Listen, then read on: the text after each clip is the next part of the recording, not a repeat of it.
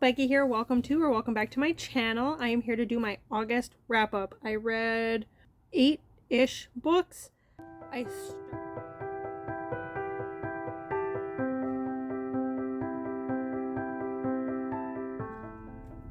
here to talk about Everybody in This Room Will Someday Be Dead. And Books and Lala is doing this as a buddy read for those who are part of her channel membership.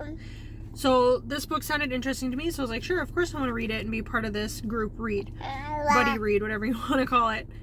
And life has just been crazy and busy right now. So I picked it up last night. Was Sunday, Monday.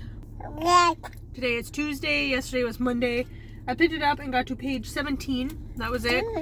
Like I said, life has just been hectic and crazy right now. I am actually just sitting in my car waiting for an appointment to get blood work done. I just finished my Subway lunch and now I'm going to read a couple pages of this. Hopefully I can get a few pages of this read because he is in my lap and he's not going to go back into his car seat. No, he's not. He'll just scream. But I'll see if I can get a few pages read. Say bye, Jasper's driving. Jasper! Jasper! Say bye! Say beep beep! Beep beep beep!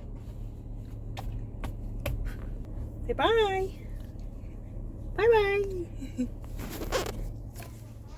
So it's Wednesday at like 1 p.m. So the live show for this book is at 5:30 my time, so I only have a few more hours left to read it, and I am on page like 105, so I'm not even quite halfway through yet, and I'm trying very hard to get this done, but it's just basically impossible because I'm at home with all my children and they are just fighting each other constantly.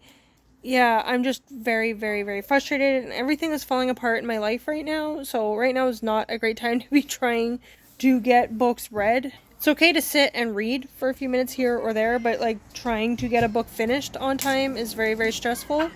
Anyways, I am failing horribly at this reading vlog. I'm not doing anything, and life just really, really sucks right now. But the book is good, I guess. It's not bad, but it is like she's a very anxious person and just constantly talking like about death. It's a lot about death, and she's thinking all these things, and like it's interesting, and I think normal people have these thoughts. Not that she's not normal, but like everybody has these thoughts once in a while. It's just a lot to read them all in one book in basically one sitting. There are some interesting thoughts that are coming up about like death and stuff like that, and just things like she took over a job as a receptionist at this church, and the receptionist before her had died. And she was thinking about how she was sitting in a chair of somebody who had recently died. And, like, how often is she in places, like, sitting in places, say, like, on the bus or at a restaurant or something, that somebody has recently sat in and has died in. So, like, those kind of thoughts, it's like, it's kind of, like, weird, but interesting, I guess. I don't know. I don't really have a lot of thoughts on it right now because I'm just having just the hardest time these past couple of days. So, yeah, that's just it for now. I am not going to be able to finish this book before the live show. We have 8.5 minutes left, and I am on page 191. I'm on page 191 out of 243, and there's no way I'm going to be able to read that much in 8 minutes. I just asked the chat, I'm not going to be able to finish. Is there a big spoiler? And they said not really. Some things are revealed at the end, but it's more of an emotional impact ending, in my opinion, anyways. So I think I'll sit for the live show. This isn't like a thriller, mystery, crime thing or anything like that, so I'll stick for the live show. I'm excited. I dropped all my kids off at my in-laws because they are driving me insane. I just need this break.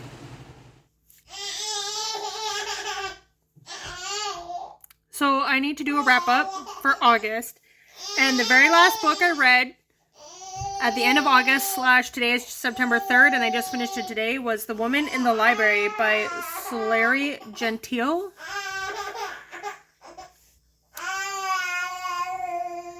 And my baby's crying again, forever and ever, always, today, this week, my baby's crying. So I was like, I did my hair, I did like a hair mask. Look at these curls. These curls are amazing today. So I was like, I'm gonna film. Well, I got good hair. But baby says no. I started Dark Matter by Blake Crouch and have not finished it. I'm like 2 hours in as an audiobook because me and my husband, again, are listening to it, and that takes us forever to listen to a book. Hopefully I can get that finished for the end of the year.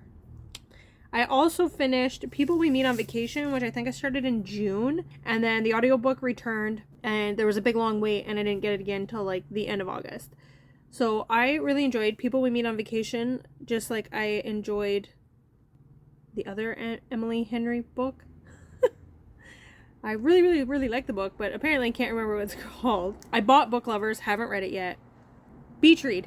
I really enjoyed the beach read when I read it earlier this year, and I enjoyed People We Meet on Vacation. I have a clip talking about her experience with one person that she meets in British Columbia. So I am listening to People We Meet on Vacation, and before I forget this little tidbit, I wanted to add that they're on one vacation in Canada, and it happens to be on Vancouver Island in BC, British Columbia. At one point they go to Tofino, and I just want to say I've been there, so I thought that was kind of exciting that they were talking about a place in Canada I've actually been to, because most of the books I read, if they have Canada in them, it's like Ontario, Toronto area. So I'm excited that they had Vancouver, or Vancouver Island anyways, and Tofino, which was really beautiful, and I've been there before, so that was exciting. Oh, and she was talking to this lady, and the lady's like, oh, I've never tried opium before, only LSD and mushrooms and weed, of course. And I was like, yep, they're definitely in BC. People We Meet on Vacation is a romance-ish book by Emily Henry, and it is these two people, two of them, that's right, romance, two people, that always go on vacation together. They met in college, and they go on vacation together every year, and then something happens one year, and they haven't talked in several years, and now she wants to get back. It's her best friend. She misses him, right? So she wants to get back together with him and go on vacation again. So she concocts this story for that, like to get him to come along. Like, my husband's back now. Of course, because I started filming. And we're getting ready to go out. So I'll do this later. Again. Okay, let's see if I can wrap this up really quick. In the month of August, I read Sharp Objects by Jillian Flynn. I read Sharp Objects for the buzzword, which was items or objects, and I'm like, what better read than this? And I will definitely be passing this on to my mom. She reads mostly, what does Grandma read? Sandra Brown books. So I've been trying to get her to read a few other things, because not like there's anything wrong with just like sticking to one main author that you love. Even my mom has mentioned it starts to get repetitive when you only just read the same author over and over and over again. So I think she will really enjoy this one. And I read Dark Places. I read Dark Places by her last year for the Buzzwordathon for Dark as well. I think I like this one better. I don't really remember much of the Dark Places one. It was just like okay for me for how much everyone like loves Gillian Flynn and Gone Girl. And I read Gone Girl before the movie came out. I don't remember much about it though. That's my problem, is remembering the details. But I remember liking it when I did read it. Excuse me, you've been quiet for 10 minutes. And now I'm talking on my video. Now you're making all the noise. And if I show you, you'll see how dirty my house is. I'm slowly cleaning it. Excuse me.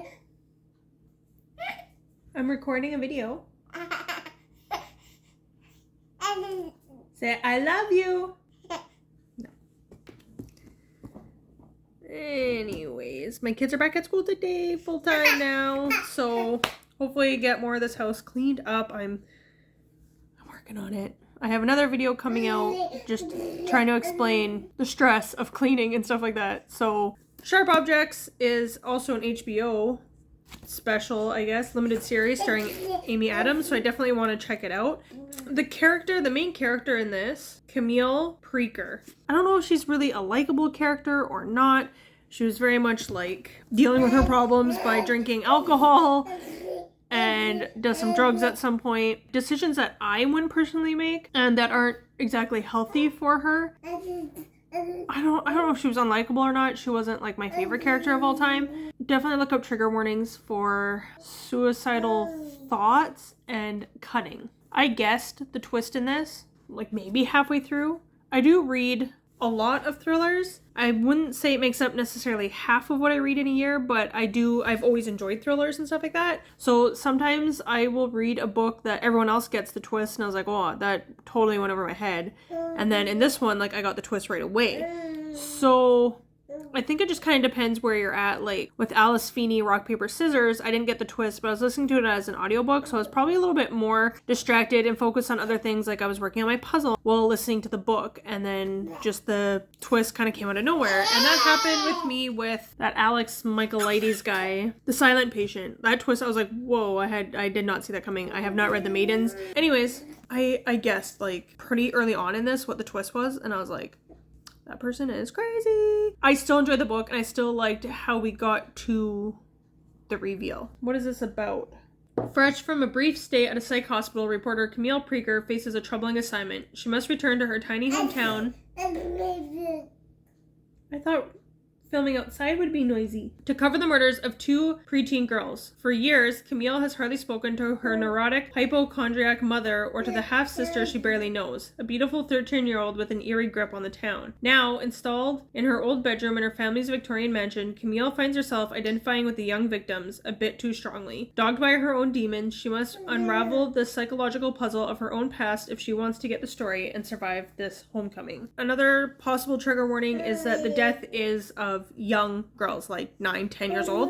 I have a 10-year-old daughter. My other daughter is 8, gonna be 9 in November. You read these deaths and you're like, for me, I'm picturing like, that's my daughter, like that's her age. Could you imagine going through this? So very, very heartbreaking and very creepy vibes too. Like, this isn't horror. There's just stuff going on in the family, in the town and stuff, and you're just like, this is just strange and weird and creepy, but I'm gonna be passing it on to my mom, so hopefully she likes it. And then I also read Spy Family volumes 1 and 2 and have a dedicated vlog to jumping into manga for the first time.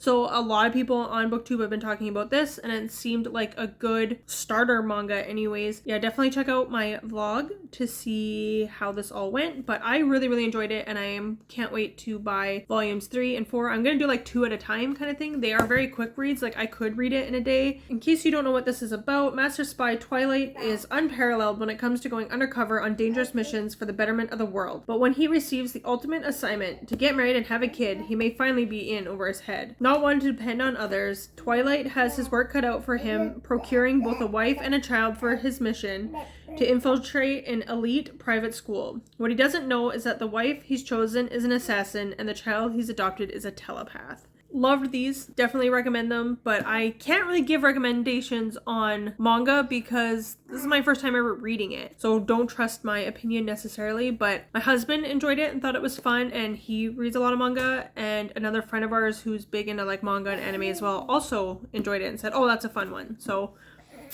it's a good one. And then I did not read it last. This was like one of the first books I actually picked up in August, was My Killer Vacation. And I just bought this book, like, if you watch my last little mini book haul and talking about consumerism, I bought this book then, like, in July. So I haven't had it for very long, but then somebody mentioned on Twitter, they are like, hey, who would be interested in doing a buddy read of My Killer Vacation? And I was like, hey, I just bought that. So I kind of got put into this group on Twitter that we were just talking about it, like, on Twitter itself. So I picked this up a lot sooner than I probably would have, but I also went on a little mini trip to BC to visit family, which you can see in my vlog, where I am doing some book shopping and visiting family in BC. I started this book then, I didn't finish it then. It was kind of cool to be able to start the vacation book on my little mini vacation. There's this girl, Taylor, and her brother has had a bit of a hard time. She is a grade 2 teacher, elementary school teacher, I think grade 2. Yes, second graders. So she has summers off from her job, and her brother's just gone through a really hard time at his job. So he's like, she has saved up all her money and is like, I'm taking you on this vacation.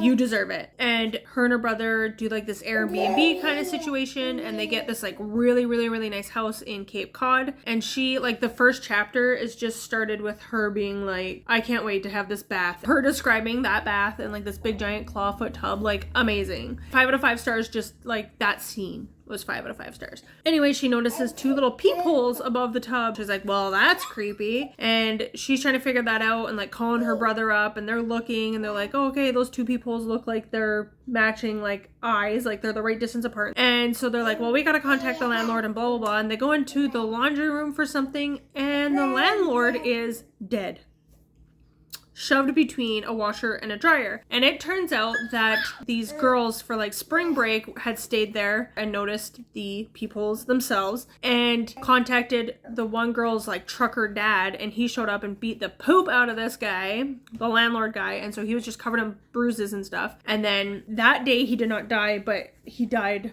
of a gunshot wound to the head a few days after that or whatever. So the cops are just like, well, it was the dad. He came back. The beating didn't satisfy him, so he came back for revenge. That's it. Case closed. Like, barely even gonna look into it. The landlord who's been murdered, his sister is also there and helps take care of the properties and is like, this isn't right. Something is off about this, and hires a bounty hunter, Miles. He is friends with the sister's husband, boyfriend, fiance, whatever. He's taking on this job as a favor to his friend, and then he's getting out of there. He's got some things in his past he's dealing with. He's running away from some things. He's not planning on sitting down, settling down, nothing like that. He just wants to go. Now, of course, obviously, he's gonna fall in love with the lady. Of course, that's how it always goes when you're like, I don't want to be in love. You're gonna fall in love, of course. I've never read a Tessa Bailey before, and it was very, very steamy.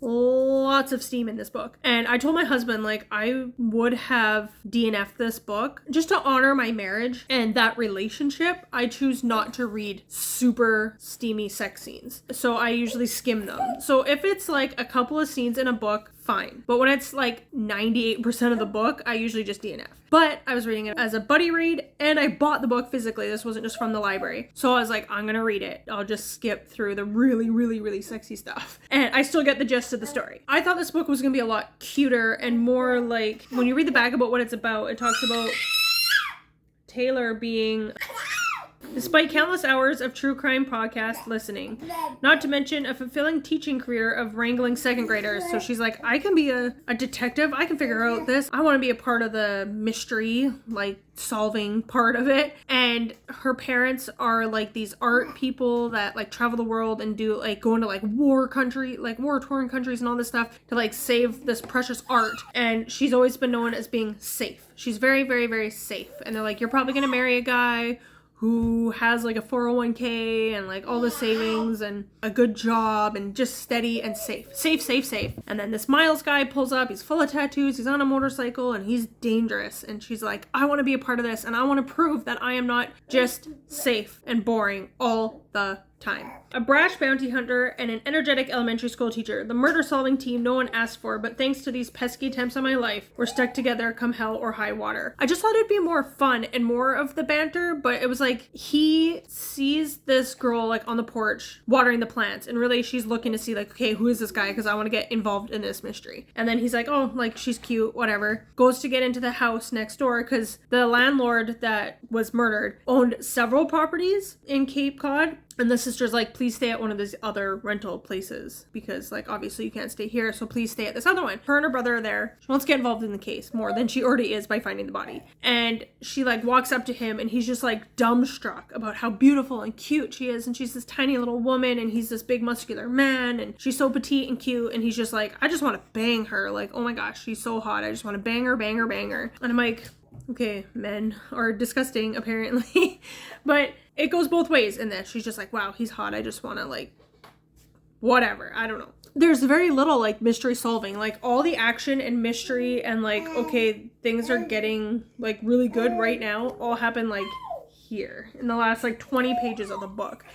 And when we were talking about it on the Twitter, people are like, well, first of all, this was my first Tessa Bailey, so I didn't know what I was getting myself into. But the other people are talking and they're like, well, it's a romance. I knew that the romance would be like 90% of the story. The mystery solving part would be like very little part of the story. And I was like, yeah, that's true. But I just thought it would be more of the story. Not overtaking the story necessarily, but more of it. And every scene they're in, they're just like, it's a huge tease. It's just like build up, build up, build up. And they get interrupted. all the time, right? There's just a lot of tease in it, but like that's most of the story. If you like that, I recommend it. I was hoping for a little bit more cuteness and just more interaction and more character development there. Yeah, that's what I read in August. Thank you for watching. Let me know what your favorite book you read in August was. I would say The Spy Family and the monster mangas were a hit, and The Sharp Objects was really good, and I can't remember anything else I read. So let me know what your favorite book in August was. Like, comment, subscribe, and I'll see you next time. Bye!